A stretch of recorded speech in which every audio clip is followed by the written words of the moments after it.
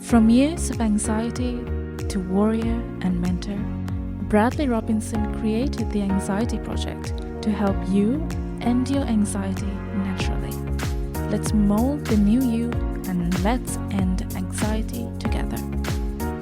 Hello and welcome to episode 169 of the Anxiety Project podcast. I am Brad Robinson. Today I'm talking about my transition from being in the film industry to anxiety coach. What that was like for me and why I decided to make this transition, because I wanted to be in the film industry for a long damn time.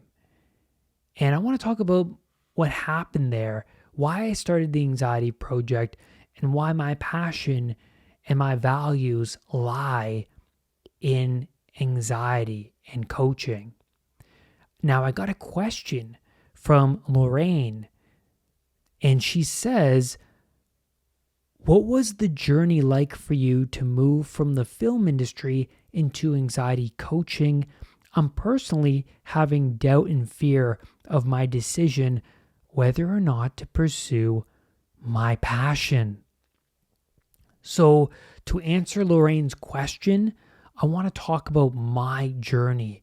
This is a great opportunity for me to share more of my struggles, my past struggles. Let's make that clear. Past struggles with health anxiety, and how that led me into this confident, independent Brad. Because I want you to understand that no matter how hopeless and lost you feel, there is a way out of the muck.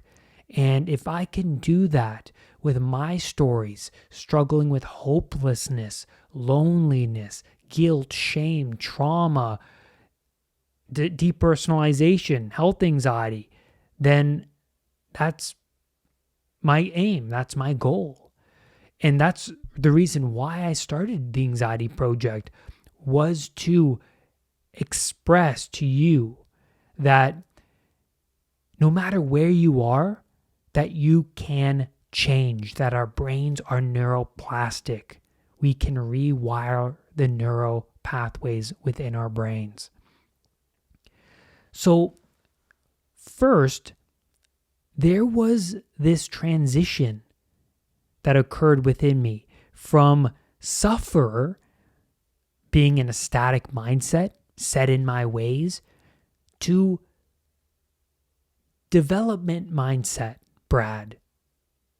Somebody who understands that you need to constantly put yourself in uncomfortable situations to grow and learn. And you need to do that for the rest of your life. I began to understand that exposure to the things you are most afraid of is necessary for desensitization. So as I was learning from others who overcame anxiety disorders, naturally, I was placing myself in situations voluntarily that made me uncomfortable. I became obsessed with change. Why? Because the older Brad thought, this is how it's always going to be. I'm always going to suffer. This is how my life will be 10 years from now. I could never change. It seemed impossible. So I became obsessed with changing my patterns, sacrificing behaviors suggested by the people I was looking up to for any sort of change to occur. I was sacrificing addictions like caffeine and porn and negative friends, even going on Dr. Google, even reassurance seeking behaviors, even patterns like slouching, changing my physiology. I was working on all of these different aspects of myself because I understood from the mentors that I was looking up to that you have to change your patterns in order for you to change. That we have more control than we think we do. Now, I trusted the wisdom of my mentor who overcame anxiety because of how relatable they were. They resonated with me because they described the pain and suffering of their anxiety disorder that related to my pain and suffering. So I connected with them on that level. And then I began to trust their wisdom. And so I started to mirror their behaviors. I started to study their mindset and what they did because I reached rock bottom, and I was determined to change because I always thought of myself as somebody who couldn't change. So once I started to learn about anxiety, I then realized that, hey, is change really possible? Could I not be hopeless? And that was a revelation in and of itself. I used to suffer from loneliness, but that suffering, it shed quite quickly when I was studying anxiety and spending that quality time with myself. I would go to the library for hours and hours, watching my mentors, writing notes, reading books on anxiety, learning CBT, cognitive behavioral therapy, learning NLP, neuro-linguistic programming. I became obsessed with change, but I was studying all of this on my own. So I was spending quality time with myself in a different way than I used to have an unhealthy relationship with myself. The time I spent with myself in the past included watching TV and eating Chinese food, right? That's what I thought spending time with yourself was all about. I certainly acted that way. But once I started to work on myself, I became more confident that I could change because I was placing myself in uncomfortable situations continuously. I wanted to be independent. When you surround yourself with powerful teachers who reached enlightenment and are full of wisdom, who exude the confidence and independence you long for, then a yearning rises up from within your soul. Admiration, a hope rises up. And that's what drove me to continue to persevere through all of the pain of change and to continue to change. I knew that if I study this person and mirror this person, then I could get myself out of the hole because they did. And so as my confidence was growing, I decided to pursue camera in the film industry. And this has always been my favorite department in film. I've had a history with film. I grew up watching movies. I loved movies. And then in high school, I decided to go to film school because my favorite course in high school was communications, film and TV. And so in high school, I was filming school plays. I was filming these cool projects. I was working with my communications teacher because I loved what he was teaching.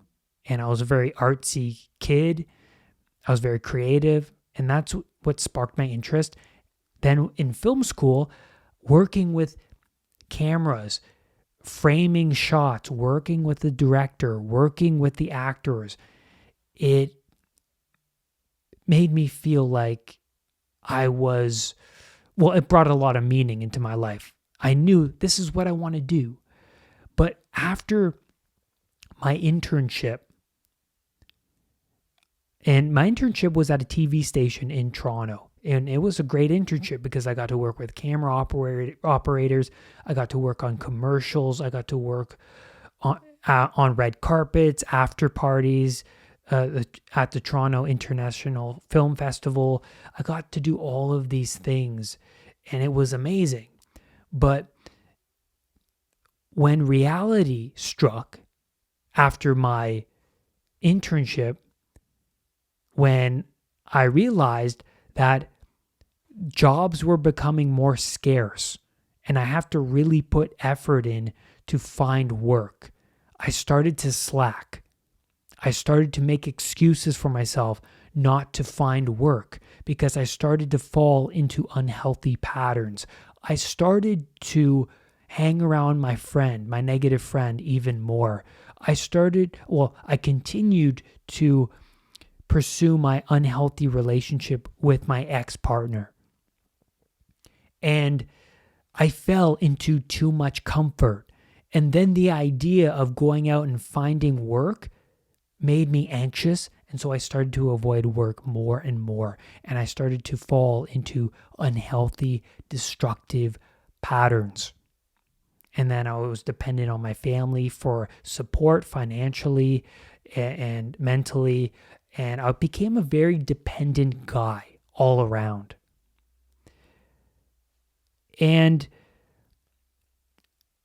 when I was going through my anxiety recovery and when I was gaining more of that confidence, I was looking for work.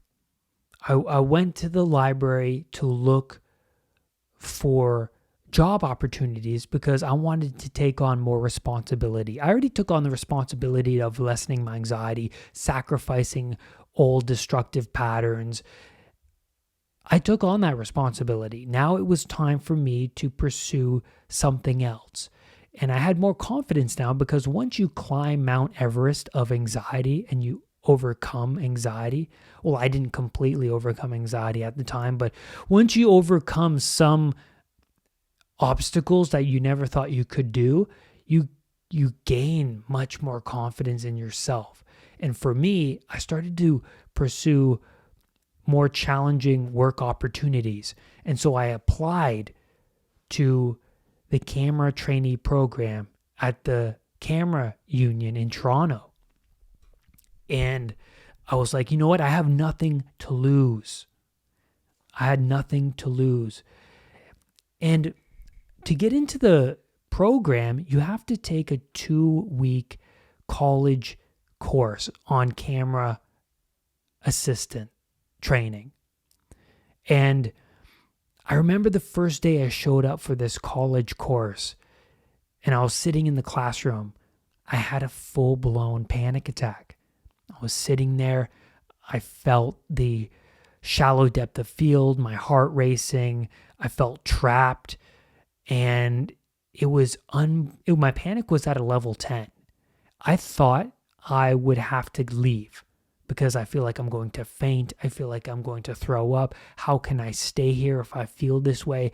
Oh, I'll never get into the camera program because I can't even be in this classroom for 5 minutes and I'm panicking. But I stayed in the classroom because I already learned from my mentors that you have to ride the wave of anxiety no matter how bad it is. So I stayed. I was almost going to leave. I was on the edge. But I stayed. And throughout that 8 hours of being there, my anxiety was at a level 10. It was a horrific day. Oh, and at the end of the day, I thought, how am I going to show up here tomorrow? How is that possible? But I showed up and my anxiety lessened. And then by the third day, my anxiety was at a level 4 and I made it through the camera workshops. I met some interesting people and I got to learn so much more about camera and what the job entails. So I got through the course and then I got into the camera union. I remember the day I was working retail. I was working 9 to 5 at a retail job. And then after I was done the retail job, I would go and to the coffee shop, listen to my mentors, write notes about anxiety. I was still pursuing anxiety recovery this whole time, but I got in and I felt like when I got that email, I felt like I got to the top of Mount Everest. I couldn't believe that I could accomplish this thing on my own, that I could take on this responsibility, not have my family help me in the unhealthy ways that they helped me before, right? Where I just relied on them to do the work for me. That's the guy I used to be. But I took on all of this responsibility because of my anxiety recovery journey, taking on responsibility of overcoming my anxiety on my own. And so I felt all of these emotions welled up within me. Once you get to the top of the mountain, after that struggle, there's nothing like that feeling. You will always remember that feeling.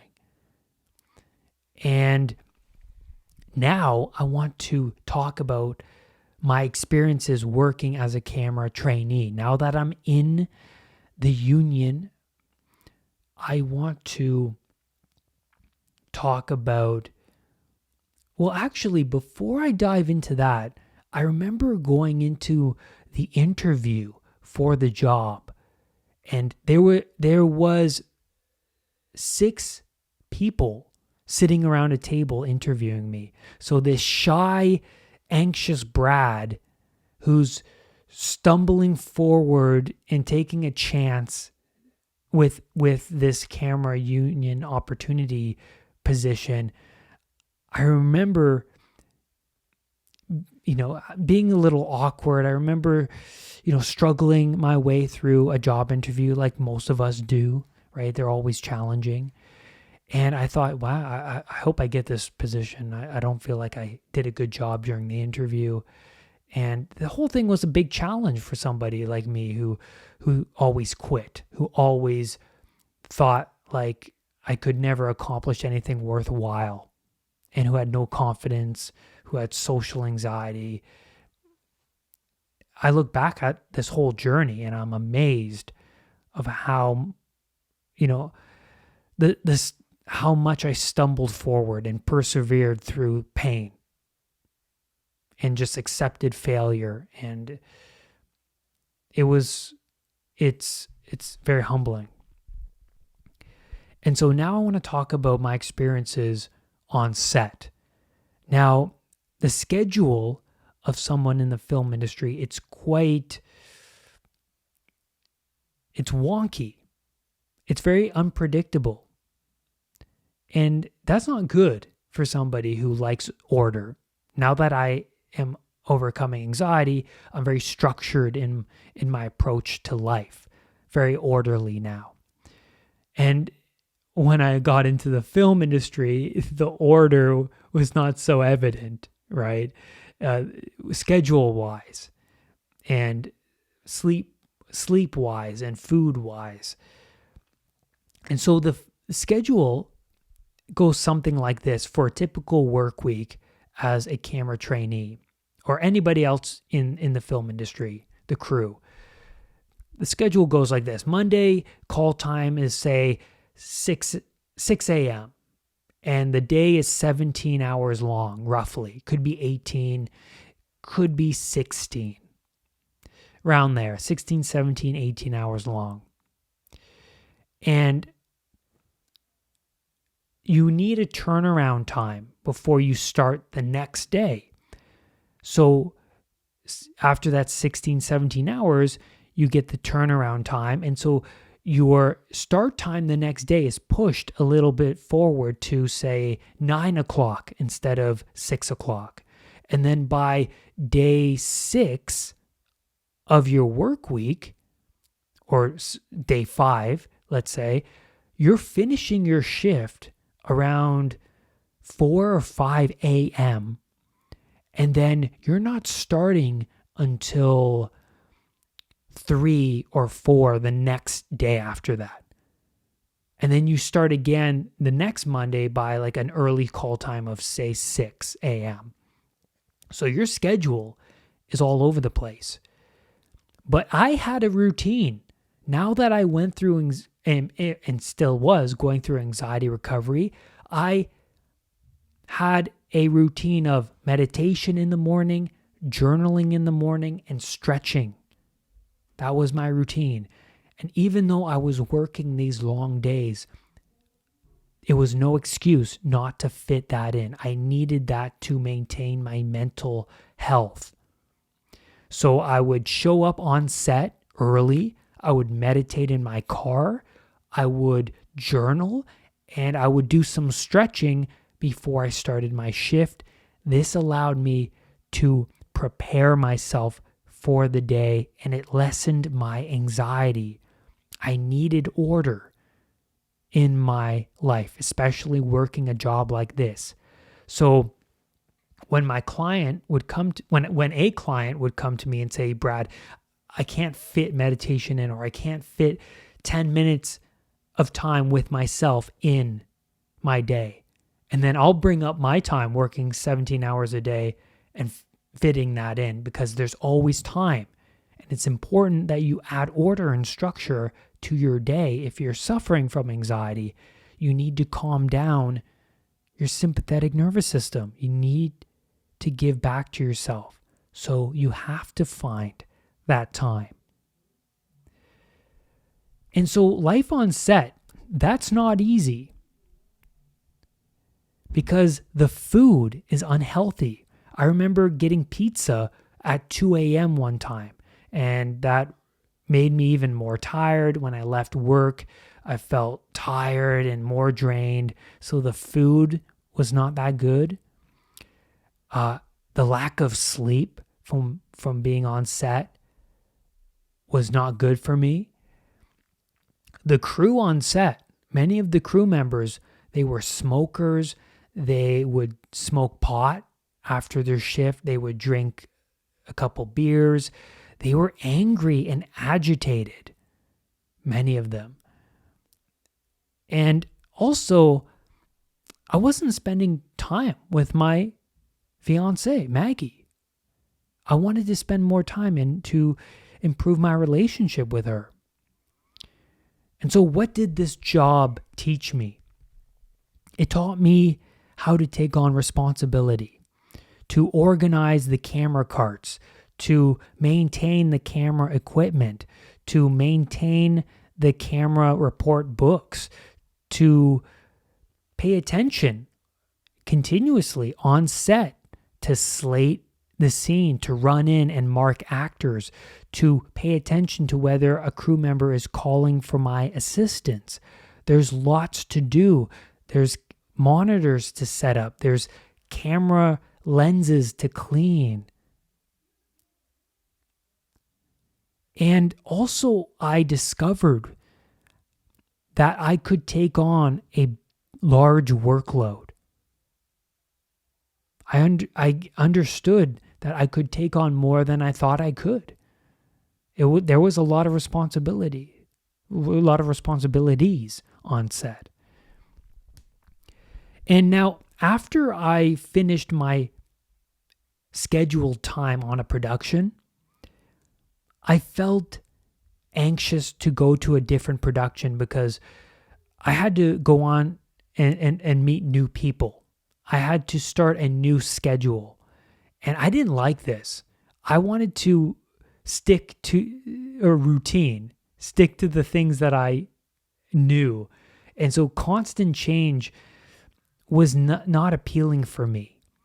My passion and drive was to learn more about spirituality and growth and anxiety, and to improve my relationship with Maggie. The thought of being devoted to another production, it worsened my anxiety, because after the production stopped, it was difficult for me to get back into a sleep cycle. my sleep patterns were all over the place. So I wasn't feeling mentally good. And then I thought, wasn't this what I always wanted? Or did my values shift because of the internal work I was doing with myself and anxiety recovery? And so as I was shifting my internal world, the things that I used to value died away. But also, you have to go out and experience the thing in order to realize if it's right for you or not. So I had to go and experience this job to understand that, hey, this isn't the lifestyle for me. Because I started to place myself in the shoes of the other crew members. I started to envision myself as that 50-year-old Brad in the job. Is this what I want? Do I see myself here? And the answers that bubbled up from within said, no, I don't see myself here at that age. And then I thought to myself, this is too chaotic for me. I don't feel passionate about this. I feel drained and tired, and the job is becoming more and more unfulfilling for me. And so I resigned. I sent in my letter of resignation, and I felt excited about it, but I also felt like I'm taking a leap of faith by wanting to be an anxiety coach, because I didn't know if I was going to be successful, but I didn't care, to be honest. I wanted to pursue my passion of anxiety and spirituality, because it was that, what can I say? It found me. When I suffered deeply from all of the anxiety I went through, and panic and health anxiety and depersonalization, agoraphobia, it brought out a passion. It brought out a drive for me to help other people who may be suffering. I wanted to be that coach, the one that helped me overcome my anxiety. I wanted to make content and spark someone else's drive to change. I wanted to be that person that related to I wanted to be the person that relates to what you're going through.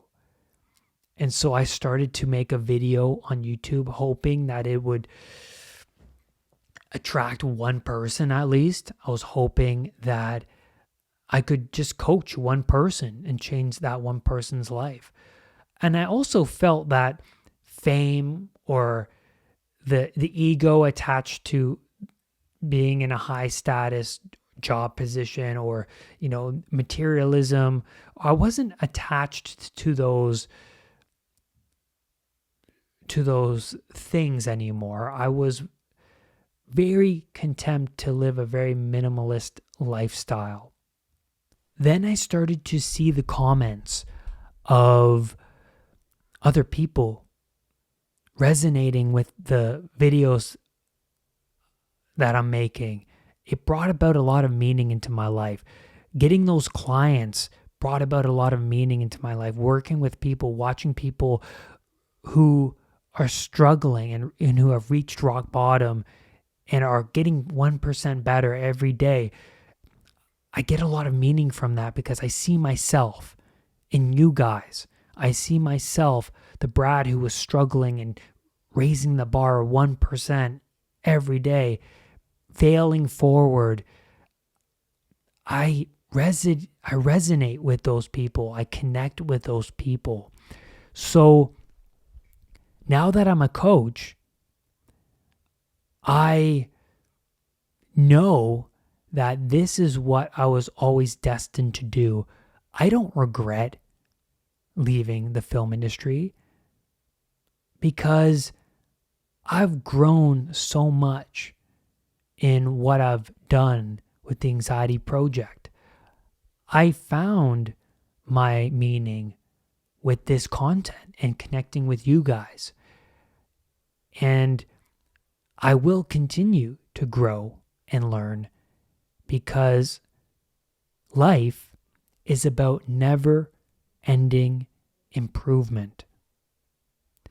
And that's where I'm going to leave you on today's podcast episode. I hope that this episode resonated with you. I hope that you guys find this podcast useful and insightful. Please rate and review this podcast on iTunes. I would greatly appreciate it. It means the world to me. If you're listening on YouTube, leave your comments below. What do you think about my story? Did it connect with you in any way? And lastly, do not let anxiety define who you are. I will see you on the next podcast episode. Bye for now. Brad's powerful anxiety recovery program is now available at unpluganxiety.com. The Anxiety Project program is downloadable and puts the power of anxiety recovery in your own hands. Visit unpluganxiety.com for more details. Recovery starts now.